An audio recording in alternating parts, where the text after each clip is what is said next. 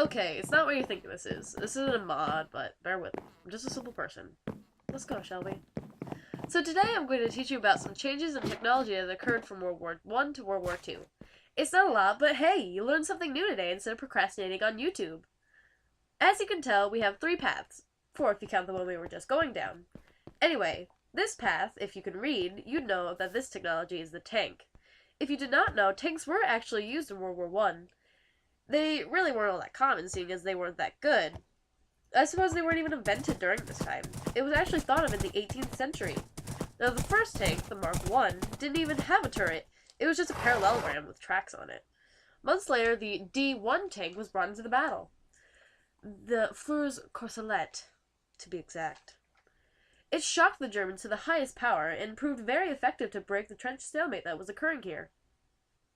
Unfortunately, the tanks were highly unreliable, constantly breaking down and overheating, not to mention the terrible fumes that nearly choked the soldiers that were inside. Here we have the Panzer IV German tank, one of the best tanks before the Panzer was involved. Although all sorts of technological advantages occurred between the wars, battle tanks still broke down with ease.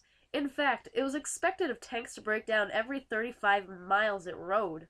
Of course, the tanks were much heavier due to the heavy armor needed to offset the turrets of the other tanks. The tanks were still unsafe depending on the origin of the tank. For instance, this tank pictured could ram into a Russian tank knowing that they themselves would be okay, and the Russians would be severely injured. Now you're probably thinking, oh, so only the firearms and protection was improved? Not quite so.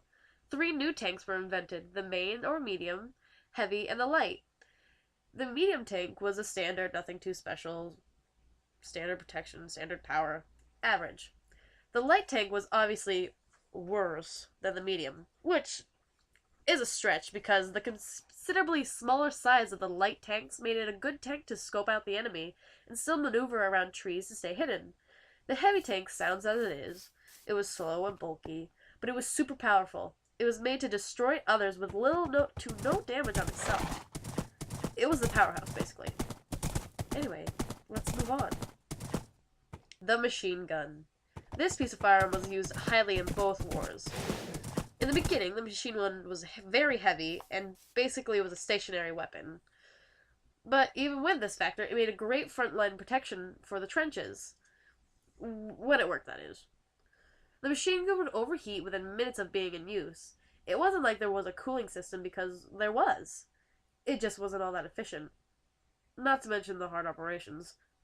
4 to 6 people having to work on it at all times. A little bit much. But as usual, things improve over time, and the cooling system became better, allowing the guns to be more constant. Not too much happened. But I suppose that I should explain this machine gun here. It is an MP40 German light machine gun. Don't criticize me. Here, have what it really looks like. This is the best I could do, okay? Anyway, this is the new masterpiece of World War II. The gun was easily operated by a single person and was light and just as easy could be to run with something like this. Training for these new machine guns became majorly popular due to the newfound efficiency. But as most products, there are its downsides. Unfortunately, it did not have the same kind of aim as the heavy did, and it also did not have the same blast power. Sad. Anyway, this next part really isn't a technological change. More like a technological advance. And I could have done something like planes or battleships, but I personally thought this was more important. If you didn't catch it, I'm talking about the atomic bomb. As said, the atomic or atom bomb was not used before World War II, and it has not been used since. This bomb took ages to develop, and to put it in perspective, the development and research for it started before the First World War. A lot of people thought of it impossible for the atomic bomb to even exist. And when World War II broke out and the Germans took lead in the production of this bomb, all the Allied forces panicked and they put the production of the atomic bomb into overdrive. But, then the Germans were defeated and the Allies just had this atomic bomb that eventually had to be dropped on Japan to end the war and devastated them. I would go into the specifics of how the splitting of the nuclei of plutonium or uranium gives off super duper amounts of thermal energy along with 2 more neutrons, which under the right circumstances will create the fission of these 2 nuclei and neutrons, which will once accumulate and cause a chain reaction, and then kaboom! But, that would just be super way too complicated. Hey guys, thanks for sticking with me through this spiel of World War II and weaponry and this. I know it's not what you were probably expecting, but hey, I'm full of surprises. Thank you for putting up with my gross nasally voice, as I usually am during the winter season. Yeah. Thank you for putting up with another school project.